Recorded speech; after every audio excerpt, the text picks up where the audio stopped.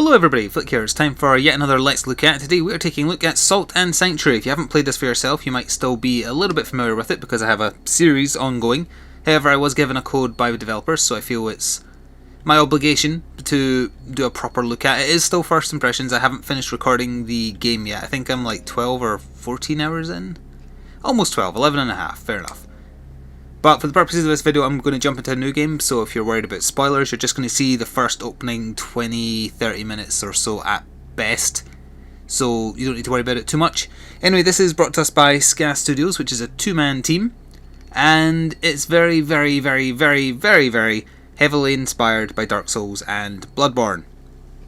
Except it's 2D. That's essentially the only difference. Plus some minor Metroidvania aspects. But anyway, we'll jump into a new game. Metroidvania is a cross between a Metroid game and a Castlevania game. It's a way gamers refer to a playstyle where you are encouraged to revisit previous areas once you gain an ability or a power which will give you access to new bits you couldn't previously get to. So I'm not going to bother really customizing myself. You can see me go into more detail here in the series. I will change class though, just to try something different. Let's try Paladin. I'm not usually a mace kind of guy, but we'll go with that, and we'll venture forth. And we'll see the intro. Again, I didn't talk over the intro in my series, so I'm going to kind of just blather on here. Playing this on the PS4, and it's currently only available on the PS4 via digital download.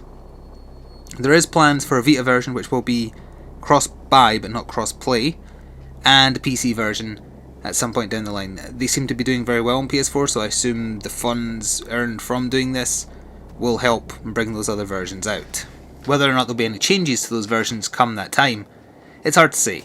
Anyway, the intro is very, very dark, so you have to get used to that. I'm moving left analog stick, square is light attack, triangle is heavy. You can kind of hold your attacks to kind of wait for an opening, and you can also kind of combo them together. The blue bar up at the top left is my stamina, the red bar is my health, and I can change weapon to two-hand my mace here. Oh, that's weird actually. Is the...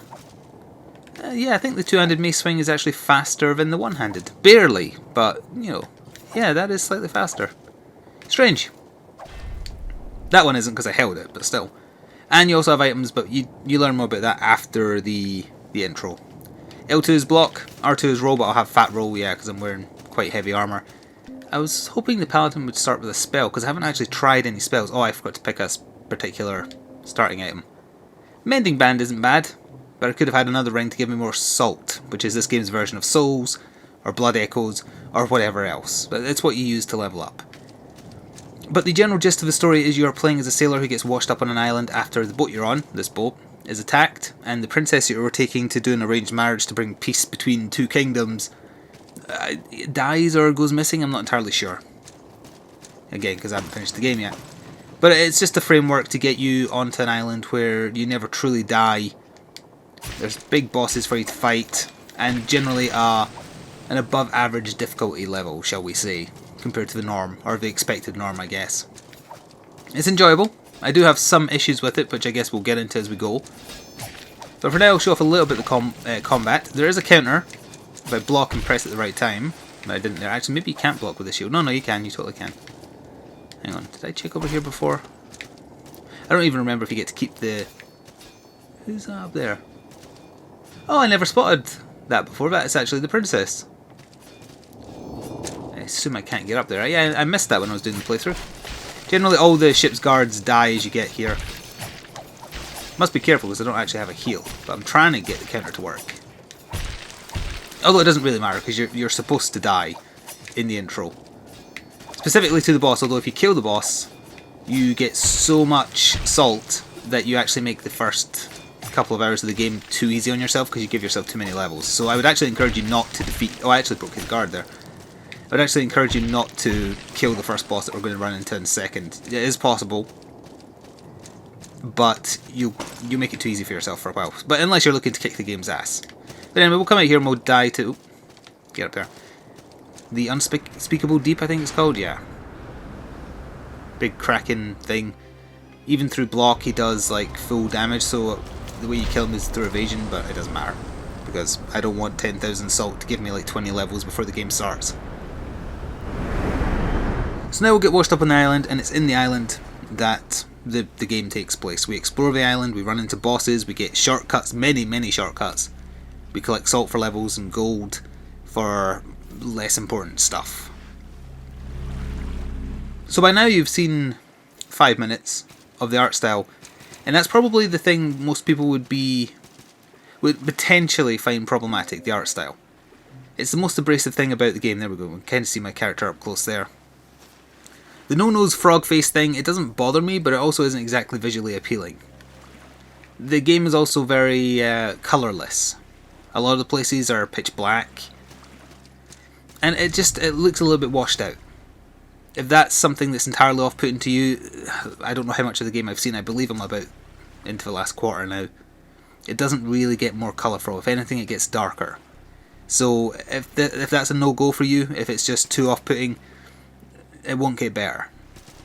I don't find it too bad. I don't mind the art style as much as I've heard some people have a problem with it. The fact people have no noses is distracting. It reminds me a lot of the art style of David Firth. I think that was the guy's name, right? He did all those like really adult short animations about murdering people and stuff. I'm trying to remember the name of his website, but I can't remember now. You pick a covenant, essentially. I'm just going to pick the 3 because it doesn't really matter.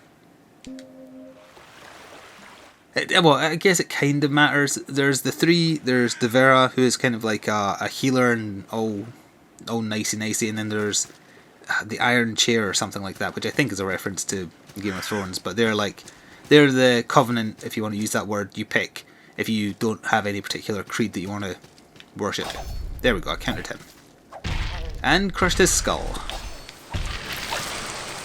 So combat is very, very satisfying. It looks great. And, I never finished talking about the sanctuaries. Well, you'll see here in a second. You make a sanctuary yours by pledging it to the covenant that you just accepted. And you can find sanctuaries that are not of your covenant. And when you do have the option, should you choose, to convert them with certain items you can find. Or you can leave them as the particular thing they are. You can still potentially teleport to them depending on which people you populate your sanctuaries with. So you find these things called like Stone Guide, Stone Leader, Stone Mage. And you can have up to 4 NPCs come to each sanctuary you find by going to make offering. I don't have anything yet, but I could summon a blacksmith, and then I know, hey, this particular sanctuary, it's got a blacksmith in it, so if I need a blacksmith I could travel back here, assuming you make a guide, which are the fast travel NPCs. If you don't have those, you just have to walk between sanctuaries. It's in sanctuaries you also level up using your salt. We don't have enough yet. You can also go to the Tree of Skill, and we can kind of pan out here to see that it's very similar to Path of Exile in that it goes on forever. There's a lot of routes. I think bottom left is kind of like your prayer focus, and then bottom right is your magic focus, and then top left is dexterity, straight up is a mix, and then to the right is strength. But you can kind of like spread yourself out should you choose. And I guess as a paladin we have started with class 1 hammer and axes and class 1 heavy armor. I want to say when I started as knight, I think I started here. Yeah, I had class 1 swords and class 1 shield, yeah. So you started pretty close as those 2 classes, but I imagine if I'd started as, say, the bandit, I'd be over here somewhere. You do start, you do start kind of close to the center though. And that is a upgrade you can get to give you more heals. So yeah, now we have this candelabra item, the red flask in this case. That's our unique healing item. You can also get healing over time items called red shards, which are very similar to life gems. And I guess as we bring up life gems, we should talk about the main thing here, which is that this is a 2D Dark Souls. Or Bloodborne if you prefer. They're essentially the same thing. And it is blatant. It's all the concepts you have right down to these bottles. Well, some of them are placed by the game, but they can be left by players. You can see players' ghosts. Apparently you can be invaded. I'm not 100% on that. I've never had that happen in my series yet. All the systems here are just verbatim taken from Dark Souls. It's 2D instead. There is more on top of that, but it is just the same thing. Now obviously, if you're a fan of those types of games, having another option is obviously good, especially to pass the time until Dark Souls 3 is out. But you can't really fully credit them with being innovative because this is just Dark Souls. I'm not really meaning that as an insult either, I'm just wanting to make it clear that if I compliment something in this game, it might just be the aspects they've taken from other games. I don't think the fact that this is 2D as opposed to fully 3D is better or worse, it's just different. By the way, the corpses you see hanging are dead players, and they change when you load the area. I don't think you can hit them or anything like that, no. Anyway, we'll head into the, what's this called, the something banquet. Festering banquet, and you'll see it's also very, very dark in here, and very kind of sepia tone. And most of the game is sepia tone. So yeah, I'm thinking about the things I want to bring up that I really like. The visceral combat, the weapon variety, the weapon styles, the combos, the fact you can parry, the bleakness of it all. These are all things I associate with Dark Souls types game. Did I say... I put an extra S there, I shouldn't have. With Dark Soul type games. So they're not really credited here. Now, some of the problems I have are also indicative of the types of games they're very clearly paying homage to. This Parvis guy, he's a bit tougher than the regular standard fare there. And we'll get some more red shards, which are life gems. Yes, as I was saying, some of the problems I'm going to be mentioning in a second here aren't also necessarily to be credited to this game, because it is just foibles of the genre. The Dark Souls genre, I guess you could call it. So on that subject, the bosses are good. There's a lot of boss variety. It is limited by the fact that the fights are 2D, I feel, so there isn't as much variety as a Souls game. The only real problem I have with the combat, and it's really apparent against the bosses, is something called the wounding system. In theory, I think the wounding system is a very interesting innovation, and I do think it counts as an innovation. It's not really the... Also, apologies for the dog barking. It's kind of similar to the system in Dark Souls where if you constantly die over and over, you became more hollow and your maximum HP dropped as a result. In this, wounding is when you take damage while alive, your maximum HP drops. I guess kind of like similar to Dragon's Dogma a little bit, where you'd have wounds which you could heal with healing magic, but your maximum HP would lower unless you used actual items rather than healing magic. Bale of Return is just to go back to Sanctuaries. So I like the wounding system in the sense that you take damage and you lose some of your max HP, and it never really becomes a huge issue against standard enemies. Like, I don't know if you can even tell, but on my bar I have lost like a teeny tiny bit of maximum HP. Against bosses, it's too far in the other direction. They wound too much. So I've lost boss fights very frequently in my series, some which you may have seen already and some you'll see later. I lost a lot of boss fights not because I ran out of heals, just because my max HP was too low to survive a blow. Speaking of which, let's go level up so I can show that off. So it became frustrating to me that the wounding system only really came into play against bosses and it wasn't used to good effect. Fire damage in particular, for whatever reason, it burns away your max HP like nothing. I can get hit by a massive mace and lose like a fair chunk of my maximum HP. It shouldn't be that I lose like half of my max HP just because I got burned. It makes no sense to me. So I don't think it's been properly used, but it's a good idea. Just needed a little bit more refining. So we got a black pearl when I spent my salt there. That is what's used to pick something on the upgrade tree. And I'm going to pick another heal item. Oh, also I should probably check. I assume the mace that I've started with is a starting weapon. As a strength scaling weapon, rather. Oh, another complaint, this might just be a me thing. I find the menus very, very cumbersome and not intuitive.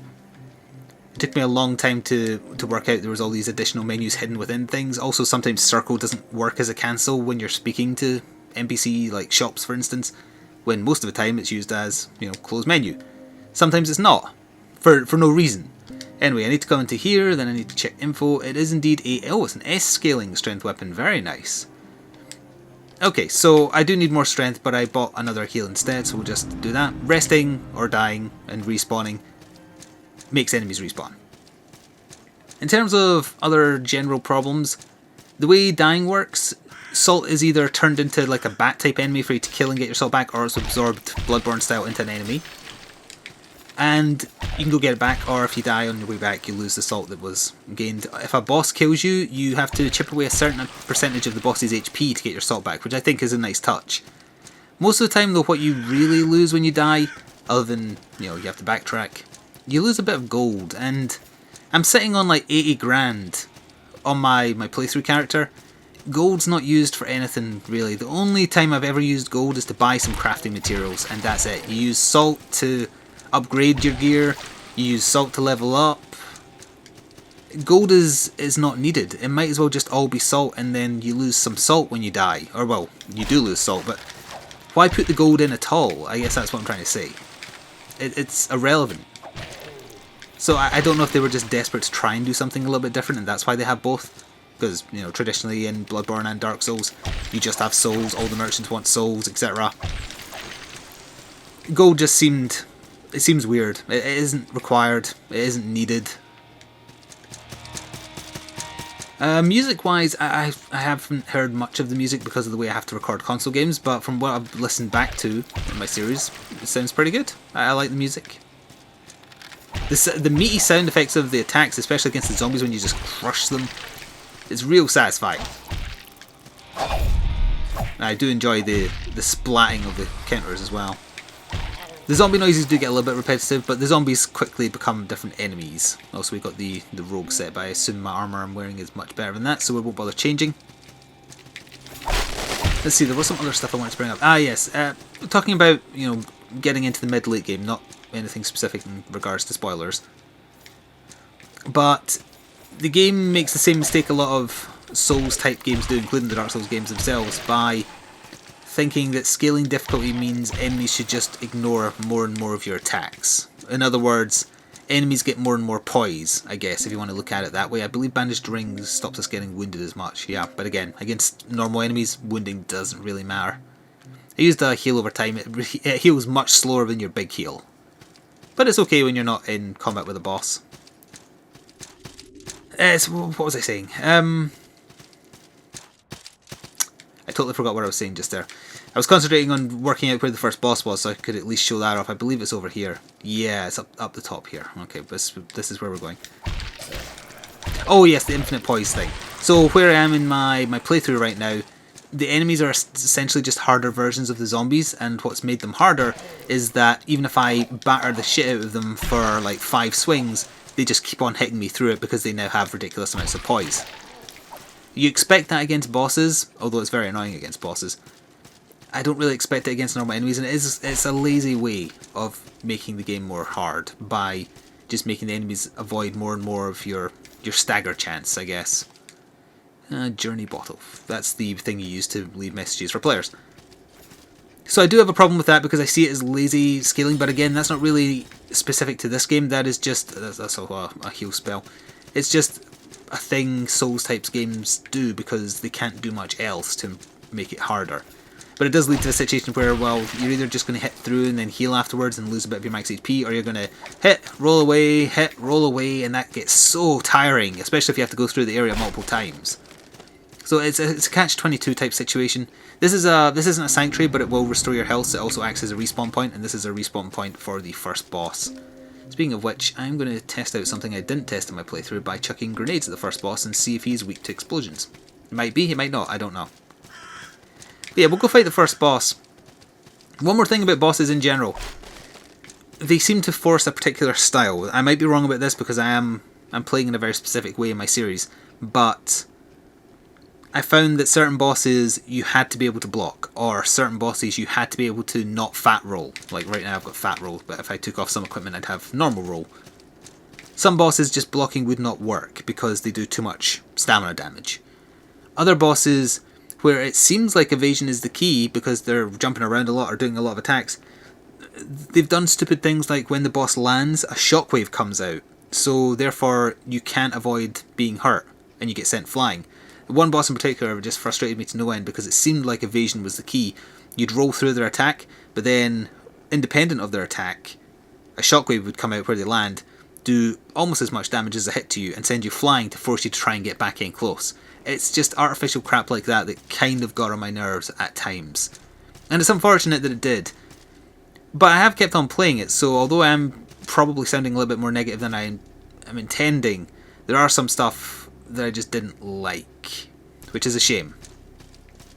boss designs, though, for the most part, are great. Actually, we can kind of, like, I'm sure I can sneak a peek at the boss here before actually triggering him. You can kind of see his arm just to my right there. So this is the Sodden Knight. Now, my strategy for beating him when I was doing my playthrough was just to block everything, and it kind of worked, mostly because I forgot I had a roll and I couldn't work out how to get through bosses. You have to roll through them. I'm going to try chucking a grenade at this guy. So this is the first boss. He mostly just has a few swings and then one electrical move. All the bosses in...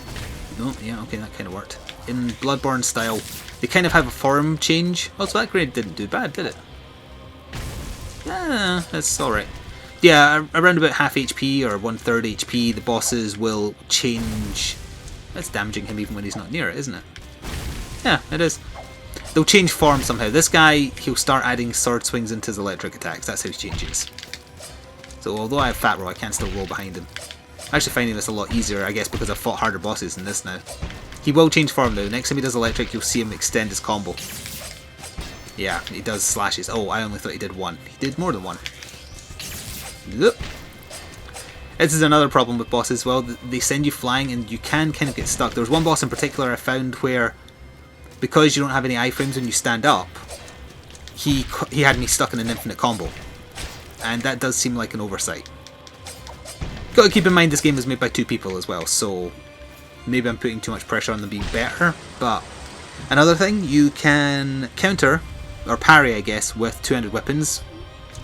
But they forgot to add an animation, or maybe it's by design, I don't know, but this seems like an oversight to me. They didn't add an animation for when the enemy is stunned. So, it might, actually, let me check. I'll show it, because you can apparently parry with the mace as well.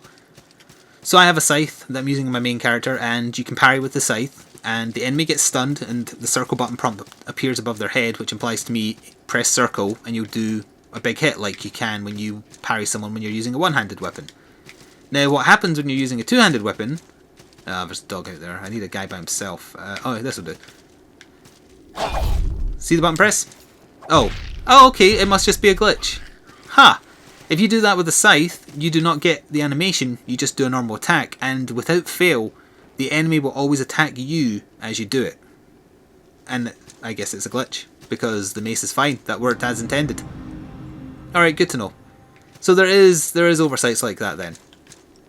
I'm tempted to go into my other character now just to prove I'm not lying, but you'll see it in the series if you're not worried about spoilers. As soon as I got the scythe, I tried parrying with the scythe, and it happened to multiple enemies, so it's not just a case of it being one enemy.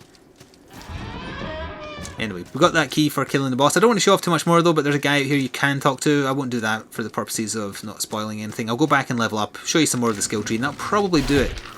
Would I recommend Salt and Sanctuary? If you're looking for something to fill the void until Dark Souls 3, yes.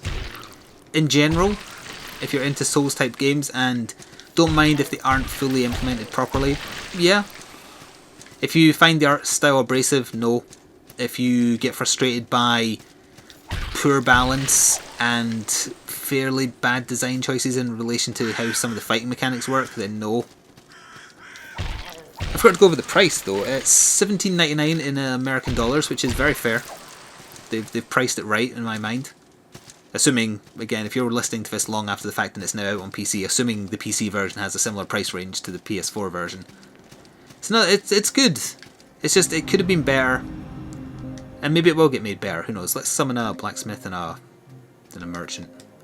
Depending on who you summon, by the way, I forgot to go over that, they add a bonus to the region. So, for example, if I did summon the cleric, it would make the prayer potency better. But I don't have any prayer, so it doesn't matter. Anyway, we've got 2 levels. Also, just another thing about menus, it wasn't clear for the longest time that you could press square to spend multiple salt on levels at once, or buy multiple things from vendors. You know, little things like that. You can't hate on it though. I might complain, but I can't hate on it because for a 2-person effort, this game is very finished.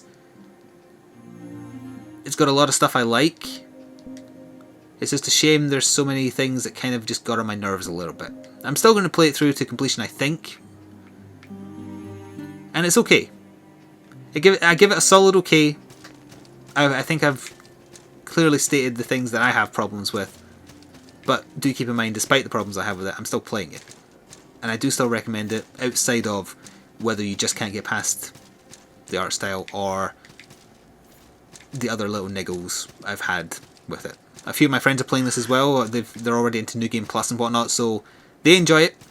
I might be in the minority in terms of just like the little foibles of the Dark Souls-esque gameplay that I dislike. It's good. It could have been better. That's my final thought on Salt and Sanctuary. If you're interested, go check out my series. As I say, I think I'm going to get through it. I'm playing as a scythe-wielding knight, if you're curious. There's a lot of weapons. That's another thing I forgot to go over. There's bows, there's guns, there's whips, there's axes, there's greatswords, scythes. They've got the weapon variety down. Let's put it that way. Also note that's different corpses than what were there before. That's going to do it. Thanks very much for watching. Go check out the series if you're interested. My name has been Flick, and ta-ta for now.